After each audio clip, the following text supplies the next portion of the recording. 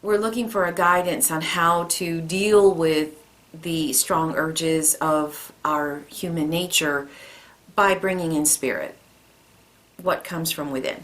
Hello, welcome back as we continue our deep dive into astrology degree by degree, actually 2 degrees at a time. Today we're on Capricorn, Cancer 24. Thank you so very much for being here. We're looking at insight, psychological profiling, the storylines of our lives. Without further ado, let's jump into Capricorn 24. A woman entering a convent. Although he is afraid of heights, a man continues to ascend an invisible flight of stairs. A woman being interviewed for a position of priestess. A man giving beggars many gifts. Stalagmites and stalactites almost grown together. Our stone here is white onyx. Both stones will be in the description if you'd like to take a closer look. White onyx purifies negative energy, keeps our mind positive. It clears sadness and anxiety, helps us release fears and worries. It is said to increase stamina, boost motivation. Associated with the heart, third eye, and crown chakras. It's helpful for athletes, trainers, people who work outside. It benefits the teeth, bones, bone marrow, eyes, hair, feet, and the kidneys. It is useful if you're feeling tired, can strengthen your mental power. It helps release stress and nervousness. It helps us increase patience and persistence to see our projects through to completion. It amplifies financial strength. It increases concentration, boosts our potential, brings it out, supports our talents and skills, helps us do things fully, have good results, and breaks the pattern of resistance to change. This is someone who is incredibly dedicated, deep faith, a woman entering a convent. So we're looking at dealing with society in a radically different way. Society here is offering a place of refuge to study what it means to be one with God. A transcendent sanctuary is going on here. This degree may feel very isolated, but in the isolation, eventually we come to know ourselves. We come to know the truth of reality, that everything is bigger on the inside, that all we need is within. I am complete as I am, alone. So it's a persistence and determination that you will be self-actualized.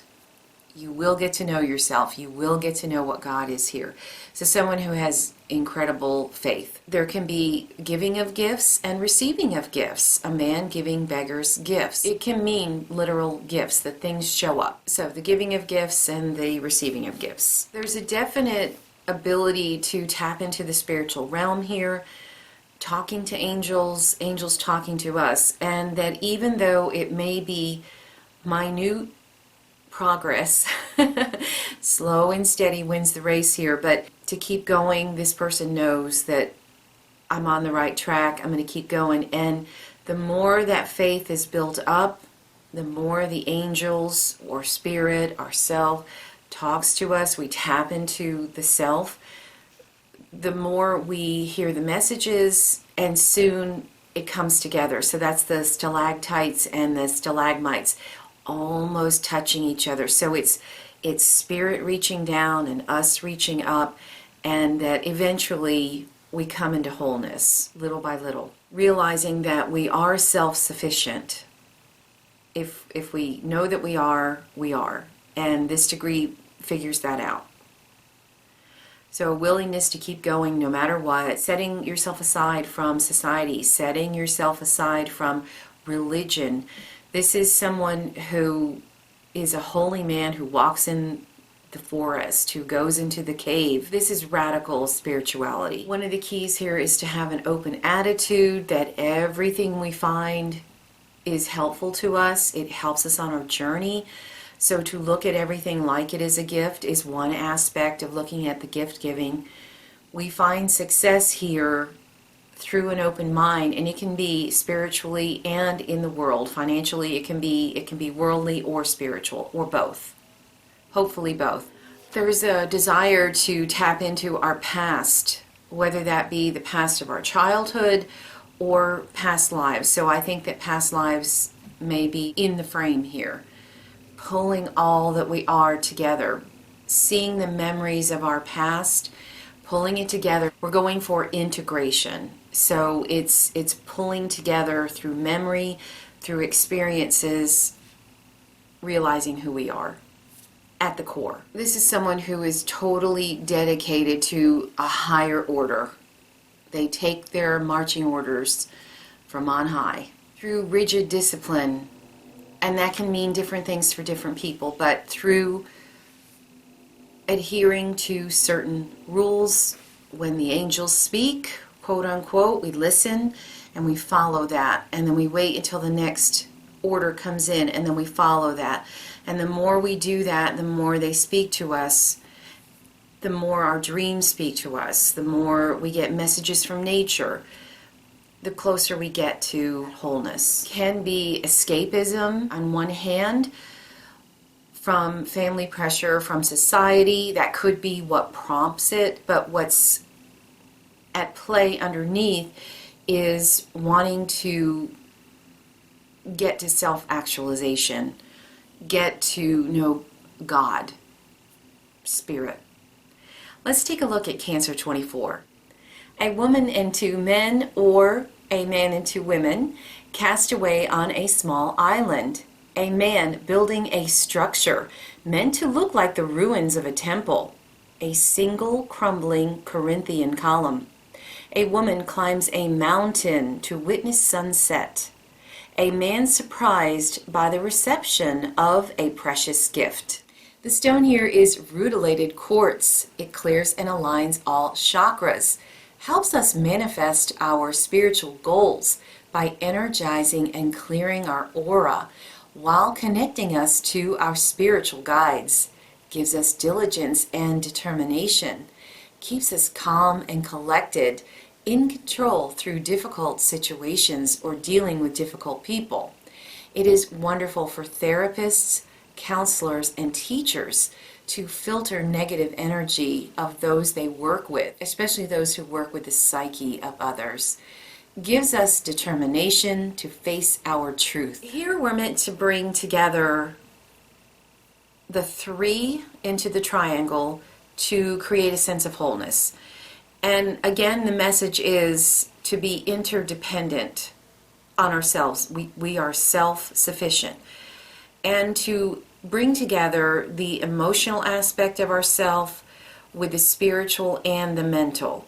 So we're trying for integration here. We want to bring ourselves together.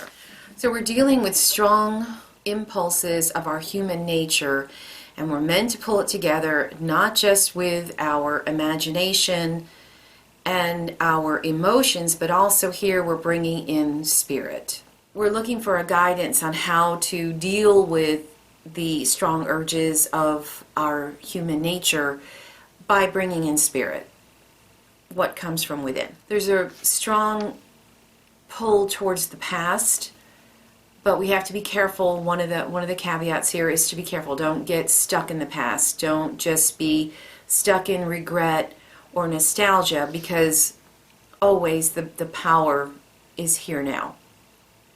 We know that. There is an intensity of union with others and with spirit here. So the gifts that we're talking about probably in many ways are coming from spirit. So spiritual gifts coming in here. Surprising spiritual gifts. We want to bring out in the open, in reality, what is concealed. So that is a digging in the past, digging in historical records, but also at a spiritual level, it is digging in our own past and pulling it together so that we can be in this world in a more complete way.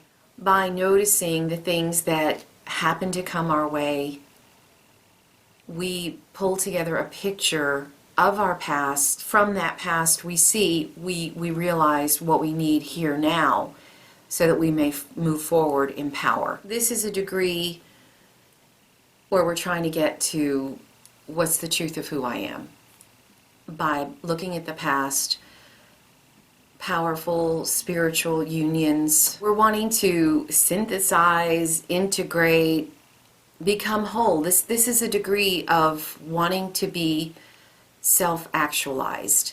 So that's what I have for you today. I thank you so much for being here. Give me a like if you're enjoying this. Leave a comment if these symbols are saying something different to you or they're speaking strongly to you. Subscribe for more, and take care till next time.